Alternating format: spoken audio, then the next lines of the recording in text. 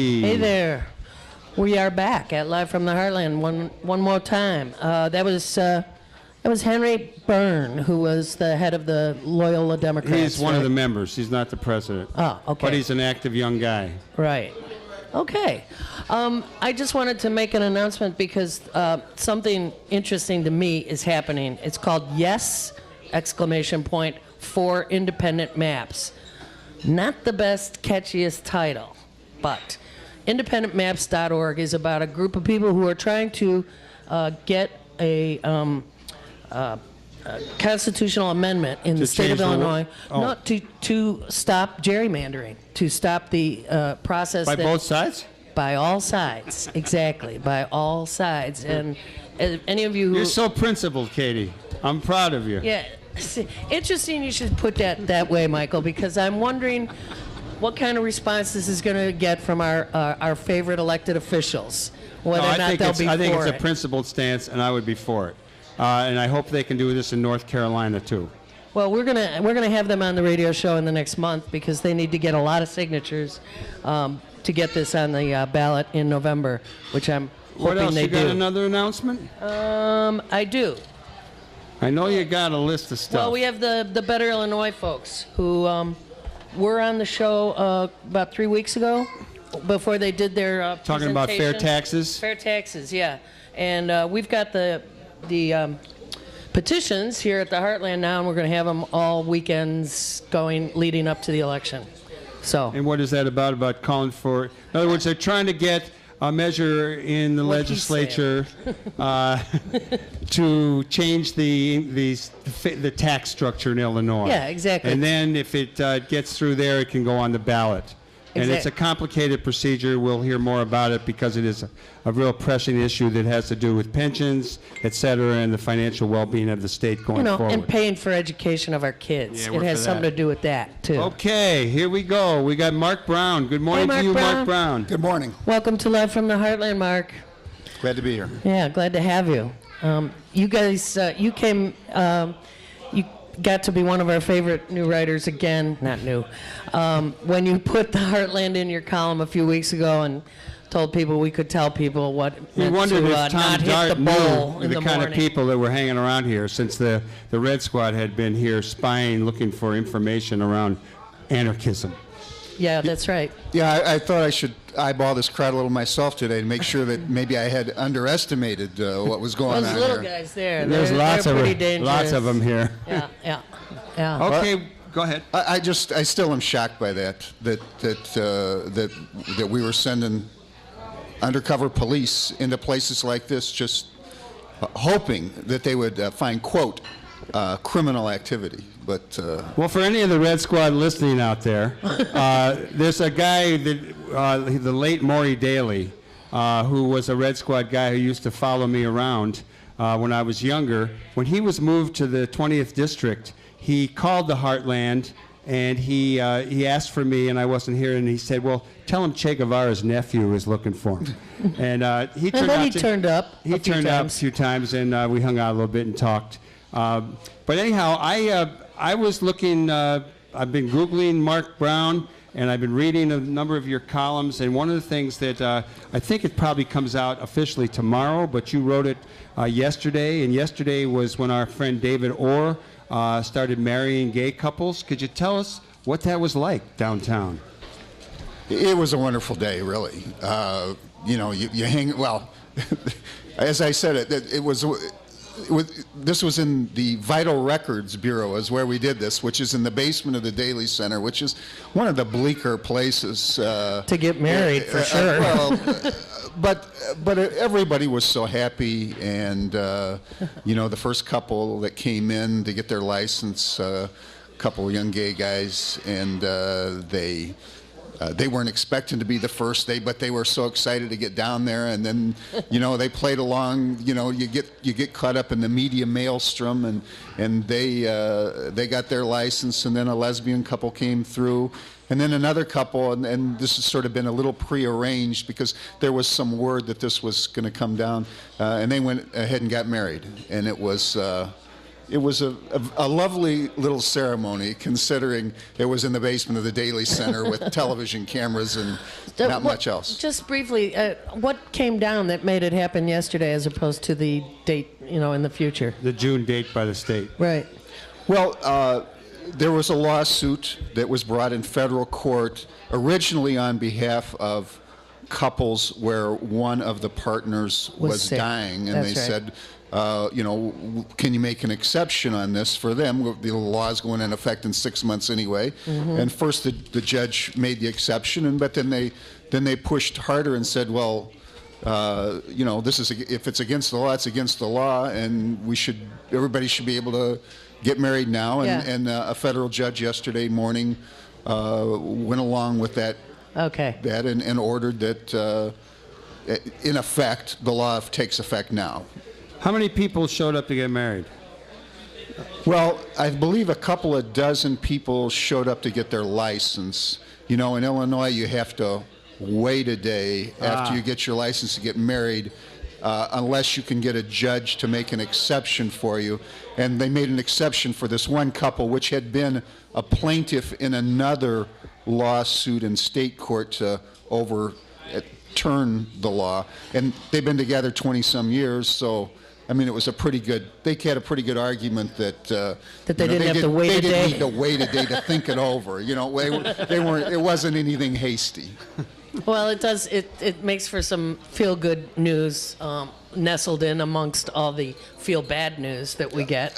Really, it really was one of the great feel-good days. There were, grouchy old photographers and cameramen around who, normally don't smile at anything. Who actually and they were smiled. going, this is a good day. This is a good day. Exactly. In looking up some of the things you've written recently, I was one of the things that caught my attention was an alderwoman who was trying to change the eviction laws that basically favor tenants who are short of money during the cold winter months, and she wanted to change the law.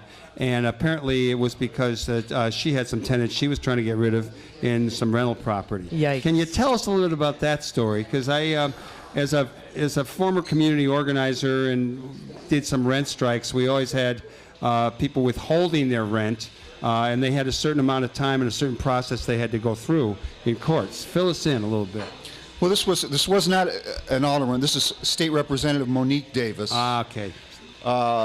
And Representative Davis introduced legislation that would get rid of what they call the moratorium that we have on evictions in Cook County when the temperature is so cold. I think it's below 15 degrees. Yeah.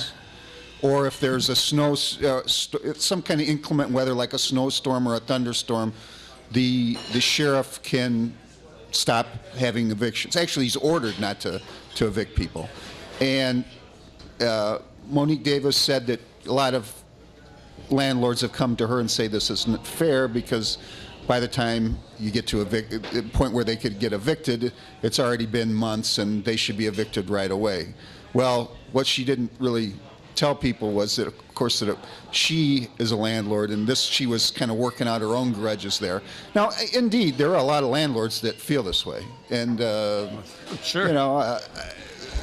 it's not in the law. It's not in the law that you have this grace period when the cold weather. It just seems to me to make sense that it's just kind of the humane thing to do. That if it's dangerous conditions, you don't throw people out. Now, again, she would say she made an exception if you got kids under 12 or somebody over 65 living there. Then okay, then it doesn't apply. It leaves a lot of people in between. It seems. Yeah, it does. Mark, I was also preparing for this and read that Roger Ebert, God rest his soul, called you the best local columnist since Mike Royko, which is high praise, actually, from a pretty good guy himself. Yeah, do you think you deserve it? I like you better than Mike Royko. Well, Mike Royko was the greatest. Roger said that, and he was trying to do me a favor by, giving the little blurb that could follow me around for a while, the way a Roger Ebert blurb. And here it could. is, following and you God bless around. him. I never went back to him to ask if he still thought that. That's like Satchel Paige, never looking behind. Yes, right. I want to go back a little bit to the NATO 3 trial and pose the question about the role of the media in that trial in general and in the public's perception of what was going on, the way it was reported. I think that you really kicked it off, or you certainly were the highlight of a lot of it in raising questions about Alvarez's, the state's attorney's charges. And maybe you could elaborate on the media's role in around Chicago news items in general. Well. Exactly. It's supposed to be a challenging question. All right. Well, let's just say in that case, I believe that the media really early on started raising questions. Is this legitimately a terrorism case? That was the question. That was the issue right from the start. Right. And we were all, we don't know. We're looking to see. We're waiting to see what the evidence is. But it seemed kind of unlikely to us. But you don't want to be stupid. So, but then as the evidence rolls out at trial, it was just plain to most of us that it was not there. That yes, you could say these guys were here to cause trouble, and at the point that they make the Molotov cocktails, I guess you've got a crime there, even with the Police involvement. Heavy police involvement. Can I get you a bottle? Can I get you some oil? Can I get you a rag? Can I take you out to buy the gasoline? Can I give you a ride to get the gasoline? Okay. That now that you've involvement. made this, here, let me take these from you before we find out whether you will, as you were saying, go out and throw it against in the vacant lot out there. So, there were these problems, and I think both newspapers could kind of see it and tried our best to show the public what was going on. Yeah. I don't know if that's good. touch what you wanted, because I have another line of questioning. Go for it. I like what you write about corruption. You've covered a lot of, you've covered City Hall, the State House, the County Board, and I want to know if your time in covering these politicians, which, we have a national bad reputation thanks to Daley ad nauseum, and Ryan and Blagojevich, et cetera, we should have a bad reputation because of Madigan, Alvarez, and a few people who are still in office. What have you learned about corruption, in 5 minutes or less, whatever? What do you think about it at this point? Well, I cut my teeth at the Sun-Times coming up as a political reporter, government reporter, and investigative reporter, along with Chuck Neubauer, who was one of the great investigative reporters ever at the Sun-Times. We did the Dan Rouse-Stankowski stories. And if you remember, he went away for a little while. Yes, he did. So that really, it was a big education to me all along doing these things. The bottom line is, Illinois government, Chicago politics, it's based more on people making a living and the haves and have-nots than on an exchange of ideas. Politics is based on who gets. And UBS mail. I do believe that over time, things are getting better. Just, I do believe we have Another meliorist belief that things get better. Well, yeah, I do think things get better, and there are still problem spots, and as I wrote in a column this week, one of the problems is some of the most powerful guys have gotten very insulated, and I can't be like Flint and just blurt out their names here. But maybe you could whisper them to Flint Flint, Taylor. and then Flint could blurt them out. He could. Or you could whisper them like God bless him for it. And so we have some we have some people who are sort of the symbols of it, and I don't think we're going to get them in their lifetime. And but soon they'll have to move on, and we'll see if we can keep the next ones a little better in check. Yeah. One of the things that I was always a little confused about, and I don't know that where I stand on this, conflict of interest. In Chicago, conflict of interest can be used against good guys as well as bad guys. And I'm wondering where that, if that comes up anymore. Of course it does in terms of people who leave office and immediately become lobbyists for their friends, and who are not supposed to for a couple of years. But for people who are in office that appear to have conflict of interest, is that still even something that folks look at when they're looking for corruption? Or Oh, absolutely. That's the first place you look. But the issue usually is as to whether or not it's an illegal conflict of interest, Right. which is something that puts money in your pocket, usually. And something directly. Some direct, there needs to be a quid pro quo. Right. And, you can't always You can't find always it. see it. Right. You can't always prove it. Yeah. We hear a lot about, I'm going to switch a little bit. We hear a lot about the publishing industry and the move to the media, to online, et cetera. I was really interested to see that you had started out with some newspapers out around the Quad Cities. And Davenport, Iowa. the first place I was in Iowa was Bentendorf. I crossed over there. We were playing football against Augustana. That's back in 1960. That's the Quad Cities. Yeah. And then you came, I think you worked for a few papers, and you ended up at the Sun-Times.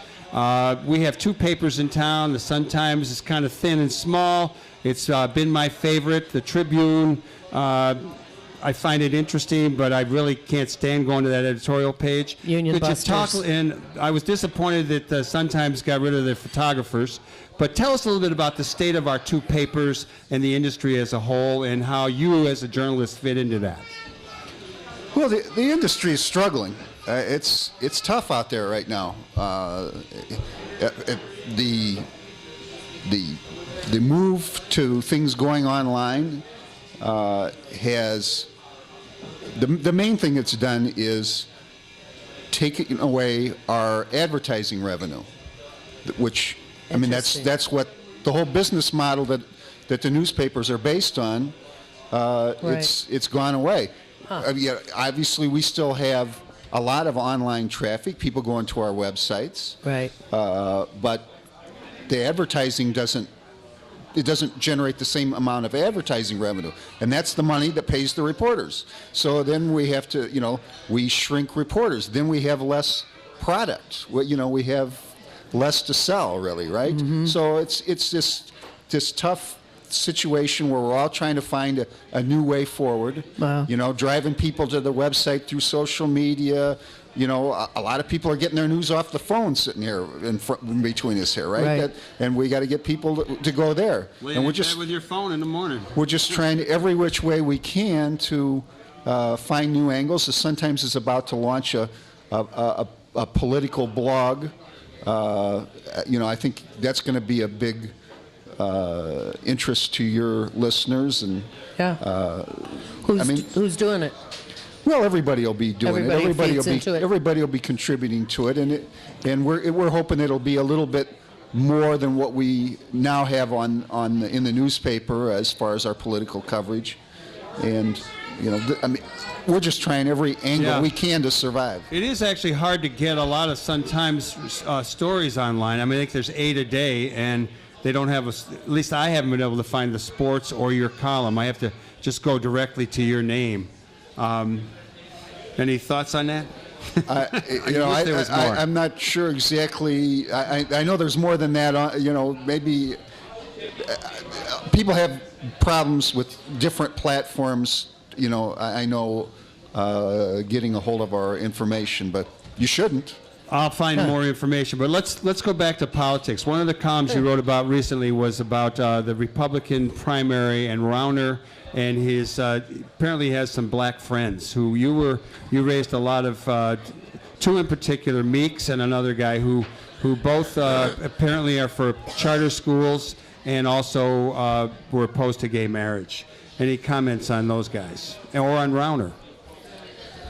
Well, I'm not a big Rauner fan. I'm really worried about Rauner. I think he's, for one, I think he's just rolling towards a win here. Yeah. And then we're going to have a war in the fall. And Governor Quinn, he's kind of a weak candidate. He's pretty vulnerable. But I think he's come on. He's had things break his way in a lot of ways.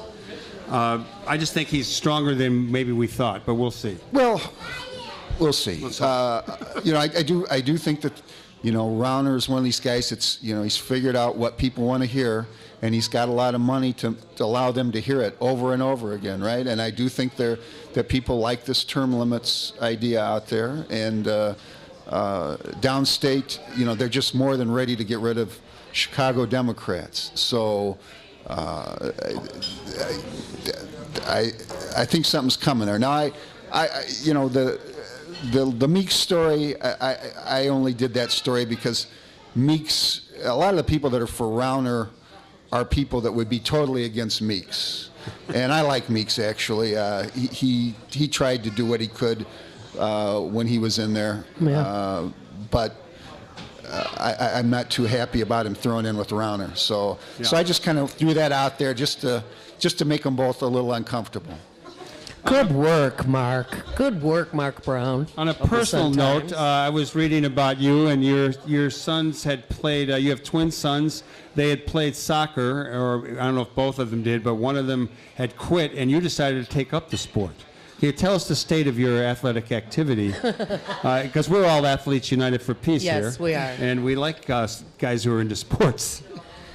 Well, do you want to run with us next my time? kid, one of my kids played a little soccer, just local Park District stuff, and one day he said, "Dad, I'm not going to play anymore," and I was like heartbroken because soccer was always a game I'd wanted to play as a kid, and I realized I was like getting to be one of these pushy parents. No, you can't quit. I really wish I could. And I want to play. My kids know that feeling. Well, I'm not dead yet. I can go play. So I got in a league in Oak Park, and I've played for about 8-9 years now. How cool. But I just had the knee scoped in November, and the doctor said I can't do that anymore. So if I defy the doctor, I don't know if I'm going to be walking any longer. Yeah, you don't want to do that. I think I'm going to be riding bikes from here on out. Well, bikes are good. I bet as a guy with 3 knee surgeries, you can keep working at it. That's what I'm going for. Let me ask you, what moves you? What inspires you? And when do you write? In the mornings, late at night, as you're driving around and you're pulling over in your car, putting it on your phone? How do you do it? Well, every day I come in and I've got to reinvent the wheel and figure out what I'm going to do. I rarely have a plan. When I'm lucky on the days I do have a plan. I had a plan yesterday, and I came in and I got a tip that we were going to legalize gay marriage in Illinois, and so you throw that out the window. And I spent most of the day at the courthouse, and then late in the afternoon I start to write. Most days I'm writing late in the afternoon, early evening. I used to be even crazier than that. I would never even make up my mind till about 5-6 o'clock, and then just write. But my current bosses don't like that system as much. So they want me to tell them earlier in the day. what you're writing about? As far as what moves me, the first thing to keep in mind is I'm trying to pay the bills. So that that's what motivates me first and foremost. But along the way, I'm trying to do some good. Yeah, and the longer I go at it, the more the doing the good feels good, and I try to pick my spots. I got my issues, like gay marriage was a big issue for me. I'm big on immigration reform. Housing for the poor is, I think I'm most known for championing homeless issues, and this is the stuff that matters to me. And I try to get in my licks where I can. One of the things about the homeless, we used to put out a paper. Katie and I published a paper called the Heartland Journal up until 2005, and hopefully it'll come back. But a guy did a story one time about these little homeless, little kind of boxes that were built over near Hubbard Street, and people could lock their stuff in there, and they could sleep in there at night. And we had some nice drawings in the paper, and I remember the city took them down. What is the current state of people moving on homelessness? It seems like there is a move in the country to start to talk about poverty and wages again, and really not just say we're all middle class. What's your take on the homeless situation in Chicago? Well, I don't think it's as they're being as. I don't think that Rahm is being as rough on the homeless as Daley was, and I don't think he's being as rough on the homeless as many other mayors are right now. I mean, I've read a lot or from around the country that they're cracking down, and he's been pretty humane during this cold spell. He had the city geared up every night to make sure that there were services out there, trying to get to these guys and make sure that if they weren't going to come off the street, and he didn't force them off the street, to my knowledge, that if they weren't going to come off, that they were going to, do whatever they could to help them. Yeah, they had the warming buses, and they were also handing out blankets and whatnot. Yeah, and I believe they were allowed to stay in the shelters during the days, which isn't normally the case. Which is normally they get kicked out, right? So things are better on that front. I mean, I think people who think that homelessness is like on the wane are silly. Just as long as the economy, as long as we live in the kind of world we do, we're always going to keep driving people out there. Right. Mark, as we get near the closing time, can you share any thoughts you have about our educational system in the city, about the struggle between charters and non-charters, public schools, teachers, that kind of thing? In 20 seconds. Yeah, just a short one. Education is my weakest subject, I think, because in truth, I live in Oak Park, and so I've never had my kids in the schools here, and so I always was a little afraid to jump in there. But I've gotten more involved in the last few years. I'm worried about this push towards charters. I don't like it, but I look around and I see that the parents send their kids to those schools. So I can't argue with those parents. I mean, they're making the decisions, and that seems to be what they are. That's their decision, and so I wish we'd slow down. I wish we'd put the effort into beefing up the public schools instead. Yeah. Well, I hear you. Well, we want to thank you for coming on Live from the Heartland. You've been a great guest. We hope you'll come back. Next week we've got Russ Bradford, coach and writer. We've got Tom Clark and his new director of the the Community Media Workshop. And we're going to have Ewan Haig, a professor of geography at DePaul, and he's going to talk about Brazil and the gay marriage decision in Scotland, etc. So we encourage you to do good in the world. The world needs all the good that you do. All power to the people. Over and out. Thanks a lot for listening in.